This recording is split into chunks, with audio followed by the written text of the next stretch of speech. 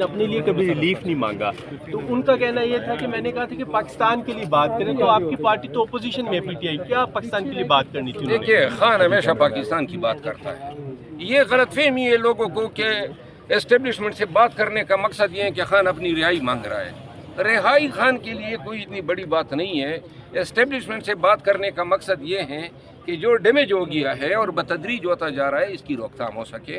اس کا فائدہ پاکستان کو ہوگا, خان کی ذات کو نہیں. شیر افضل مروت صاحب, کل آپ کو بڑا کارکنوں نے مس کیا سوشل میڈیا کے اوپر. کہا جا رہا تھا اگر شیر افضل مروت اڈیالہ جیل کے باہر آ جاتے تو یہ حالات نہ ہوتے. تو کیا سمجھتے ہیں کہ جس طرح کہ پاکستان تحریک انصاف کا حال ہوتا جا رہا ہے تو آپ آ سکتے ہیں میدان میں؟ میں جب بھی نکلا ہوں نا, آپ لوگ یاد کریں, آپ لوگ چشمدید ہیں, تو میں ہزاروں لوگوں کے ساتھ نکلا ہوں. کبھی 10 20 50 100 2000 کے ساتھ نہیں نکلا ہوں. جب آپ نے کوئی کارروائی کرنی ہے, کوئی دھرنا دینا ہے, کوئی احتجاج کرنا ہے, پھر اس کی تیاری بھی کرنی ہوتی تھی. یہاں ہم نے اسلام آباد اور پنڈی میں واٹس ایپ گروپ بنائے ہوئے تھے. پشتونوں کے ساتھ میرے اپنے گروپ تھے, 4000 لوگ ان گروپوں میں تھے. باجوڑ کے لوگ تھے, مومن تھے, ہمارے لکی مروت کے لوگ تھے, وزیرستان کے لوگ تھے.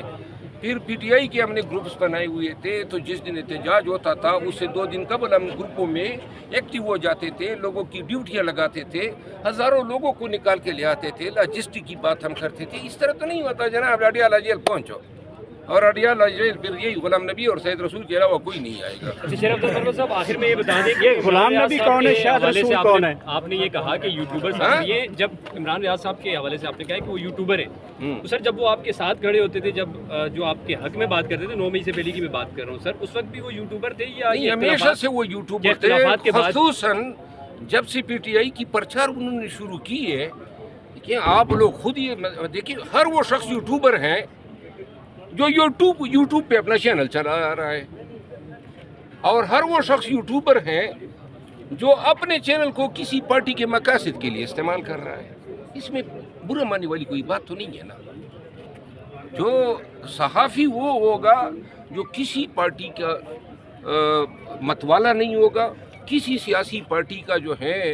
کہ یہ تو ہم سے سوالات بھی پوچھتے ہیں, یہ صحافی تو ہمیں ڈیوٹیاں بھی بتاتے ہیں, اور ہم سے سوال بھی پوچھتے ہیں ادھر کیوں نہیں گئے, وہاں پہ کیوں نہیں پہنچے. یہ صحافت سے میں